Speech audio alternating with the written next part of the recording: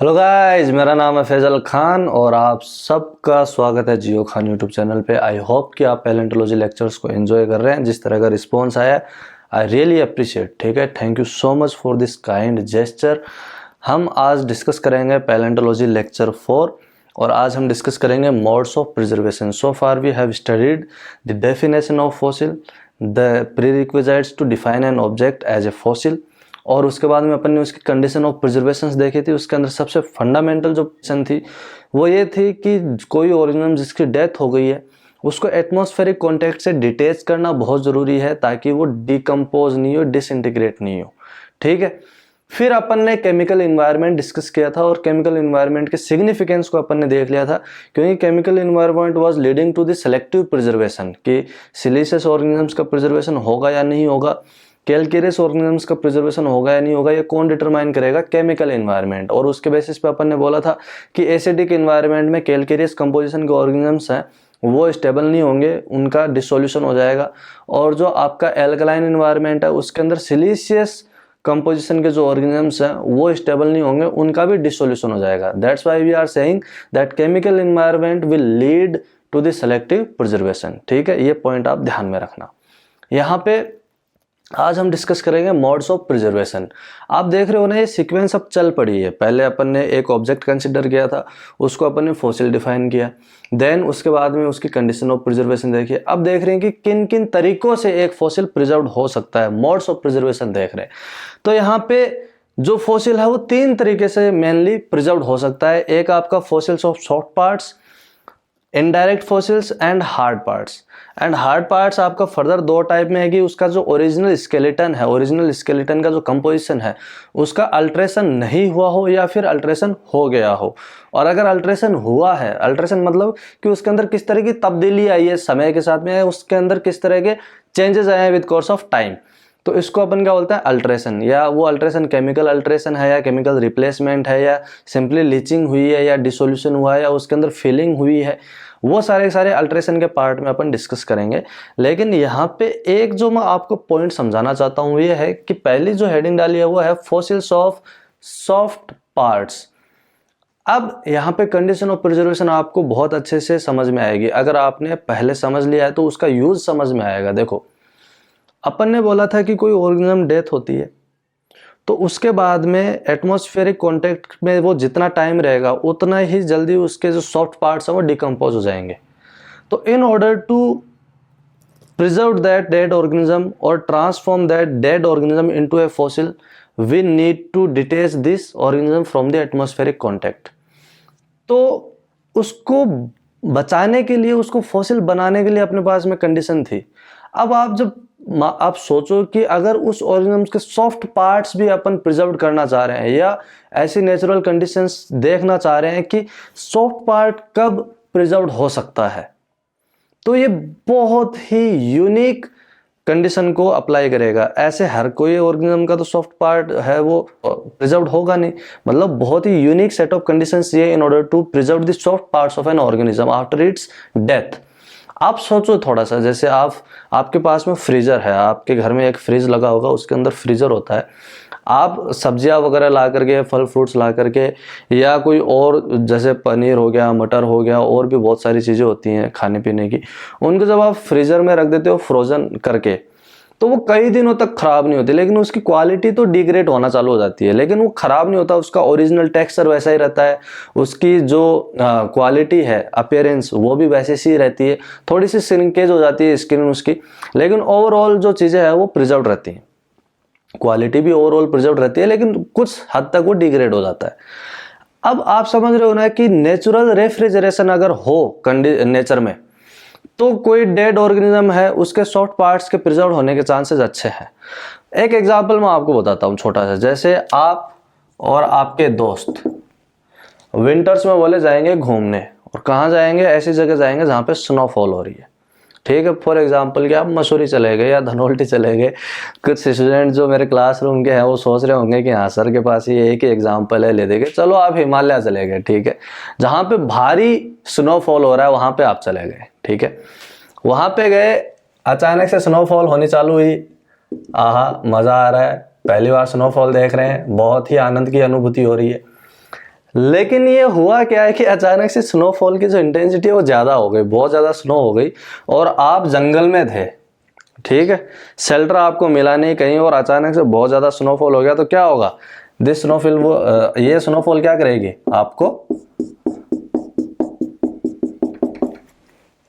समझ गए। तो अब जैसे आप बरीड हो गए, तो यहाँ पे क्या हुआ कि एक तो क्विक और इमीडिएट डिटेचमेंट हुआ आपका एटमॉस्फेरिक कॉन्टेक्ट से, दूसरा ये जो स्नोफॉल है वो धीरे धीरे विद कोर्स ऑफ टाइम क्या होगी, थिक होती चली जाएगी, है ना, थिक होती चली जाएगी, तो ये और डेंस होती चली जाएगी, डेंस होती चली जाएगी, तो क्या होगा, इसका जो प्रेशर लगेगा इसकी वजह से वो भी बढ़ता चला जाएगा, और उसकी वजह से क्या होगा, यहाँ पे आपकी जो बॉडी होगी वो क्या होगी, कॉम्पैक्ट हो जाएगी, मतलब उसका एक पार्ट हो जाएगा। तो ये नेचुरल रेफ्रिजरेशन मिला आपको, ठीक है, और इस नेचुरल रेफ्रिजरेशन की वजह से हुआ क्या कि बॉडी है वो एकदम से प्रिजर्व हो गई, कोई दिक्कत ही नहीं हुई, ठीक है। अब यहाँ पे आप समझो, यहाँ पे दूसरा पॉइंट, एक साइबेरियन आइस एज हुई थी, साइबेरियन आइस एज किस टाइम पे, प्लिस्टोसीन टाइम पे, प्लिस्टोसीन की स्पेलिंग देख लेना यार जो भी है, ठीक है, प्लिस्टोसीन टाइम पे।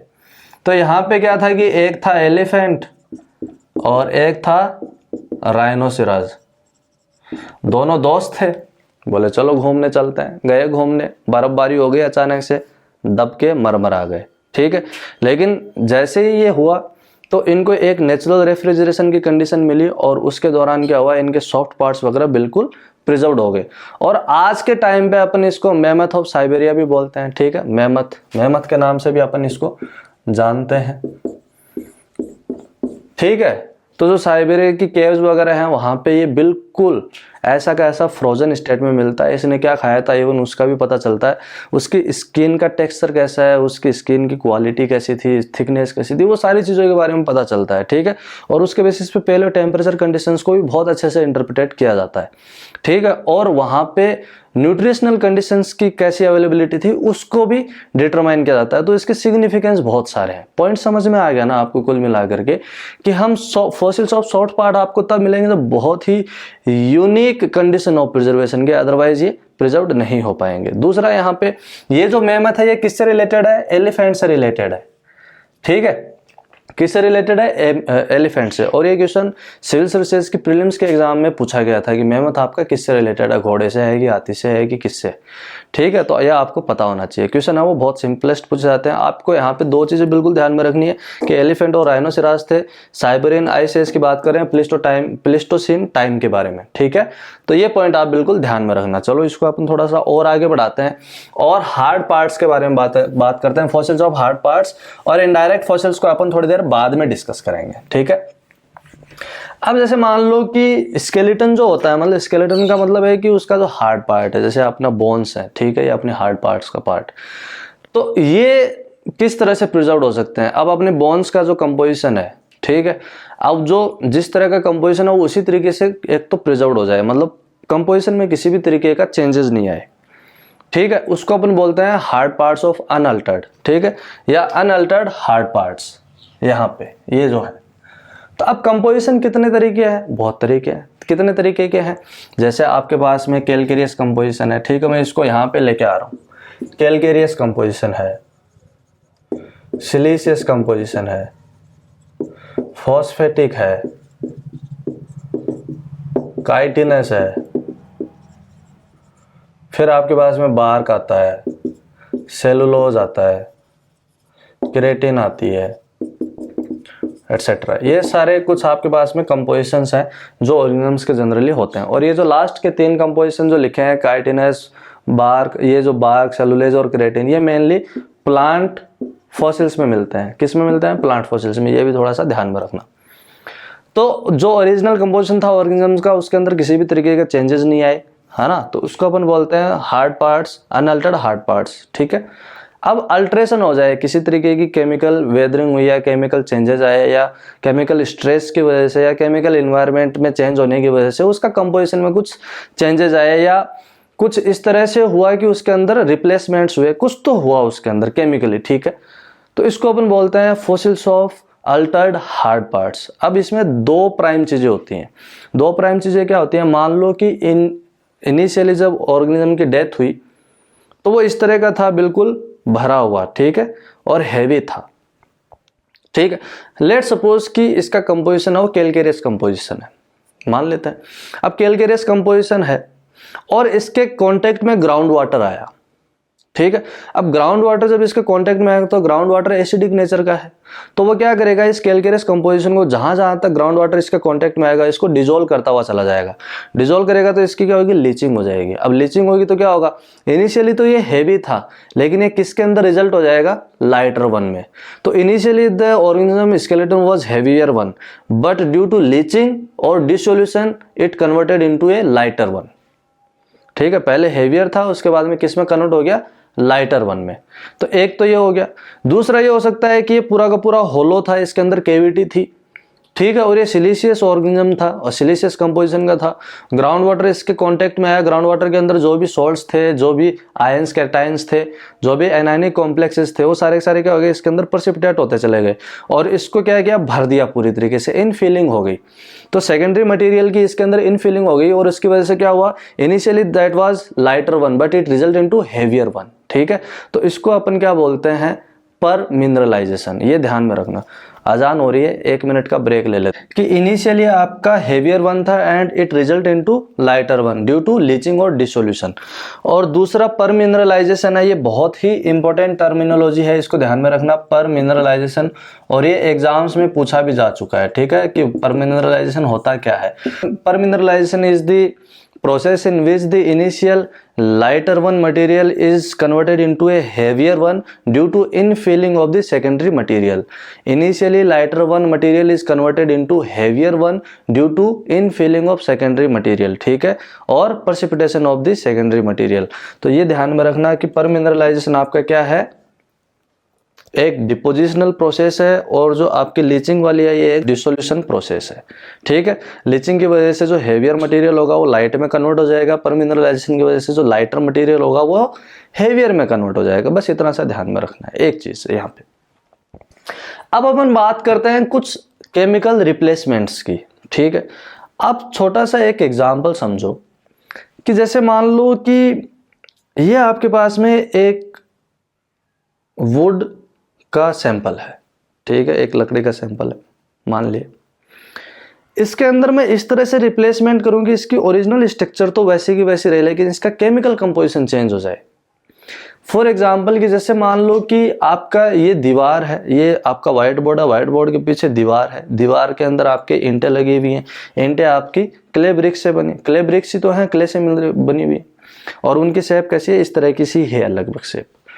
अब मान लो कि मैं वो क्ले से बनी हुई ब्रिक्स को हटाता चला जाऊं और उनकी जगह बिल्कुल वैसे के वैसे ही चांदी की बनी हुई ईंटें फिक्स करता चला जाऊं, या bricks of made up of silver, उनको मैं वहां पे रखता चला जाऊं। एक क्ले से बनी हुई ब्रिक्स हटाई, उसकी जगह एक चांदी की रख दी, फिर दूसरी को हटाया, फिर चांदी का रख दिया, फिर ऐसे करके।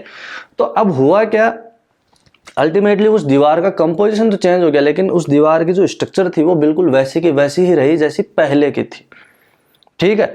इसको अपन बोलते हैं पेट्रिफिकेशन। कि ये एक इतनी सोफिस्टिकेटेड रिएक्शन है जिसके अंदर होता क्या है कि volume to volume, molecule to molecule replacement होता है। उसकी वजह से उसकी ओरिजिनल स्ट्रक्चर है वो इंटैक्ट रहती है लेकिन उसका केमिकल कंपोजिशन चेंज हो जाता है, ठीक है। So in petrification the original structure will remain intact but the chemical composition got changed due to chemical replacement. और पेट्रिफिकेशन में स्पेसिफिकली वुड के अंदर जो होता है, वुड ट्रंक मान लो आपने, ठीक है, तना जो होता है उसके अंदर organic material will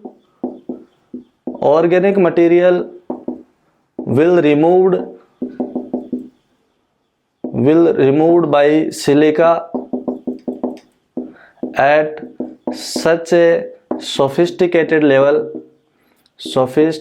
level that replacement takes place molecule to molecule and volume to volume, so that original structure remain unchanged and chemical composition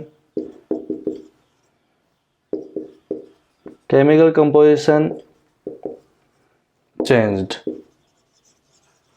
इसको आप क्या बोलता है, पेट्रिफिकेशन। ठीक है, तो पेट्रिफिकेशन में आप ये ध्यान में रखना कि ओरिजिनल स्ट्रक्चर के अंदर किसी भी तरीके के चेंजेस नहीं आते हैं। ये क्वेश्चन भी ऑलरेडी पूछा जा चुका है। इसके बाद में आता है आपका कार्बोनाइजेशन या आइसोकेमिकल अल्ट्रेशन लिखा हुआ, तो पहले मैं आपको आइसोकेमिकल अल्ट्रेशन बता देता हूँ। ये डेफिनेशन लिख लो आप आराम से, वीडियो को पॉज करके। उसके बाद में मैं हट जाता हूँ यहाँ से, आप आराम से डेफिनेशन लिख लो। ठीक है, उसके बाद में मैं इसको आगे बढ़ाता हूँ। अब देखो यहाँ पे मैं आपको आइसोकेमिकल अल्ट्रेशन बताता हूँ। आइसोकेमिकल अल्ट्रेशन का मतलब क्या है कि केमिकल कंपोजिशन तो सेम रह रहा है, लेकिन उसकी के स्ट्रक्चर जो है वो चेंज हो जा रही है। केमिकल कंपोजिशन तो वैसा का वैसा ही है, लेकिन स्ट्रक्चर जो है वो चेंज हो रही है। इसका क्लासिक एग्जांपल अपन समझते हैं कि एरेगनाइट एंड कैल्साइट की हेल्प की वजह से। ठीक है, एरेगनाइट एंड कैल्साइट की हेल्प की वजह से। अब अपने को पता है कि एरेगनाइट और कैल्साइट दोनों का ही कंपोजिशन क्या है, कैल्शियम कार्बोनेट। लेकिन एरेगनाइट है वो ऑर्थोरॉम्बिक में क्रिस्टलाइज होता है, कैल्साइट आपका हेक्सागोनल में क्रिस्टलाइज होता है। और अपन ये देखते हैं कि calcite is more stable than the aragonite. और ये स्टेबल होने का मतलब क्या है, देखो दोनों ही कैल्शियम कार्बोनेट से बने हुए, दोनों ही कैल्केरियस मटेरियल हैं, दोनों को ही केमिकल एनवायरनमेंट किस तरह का चाहिए, एल्कलाइन एनवायरनमेंट चाहिए।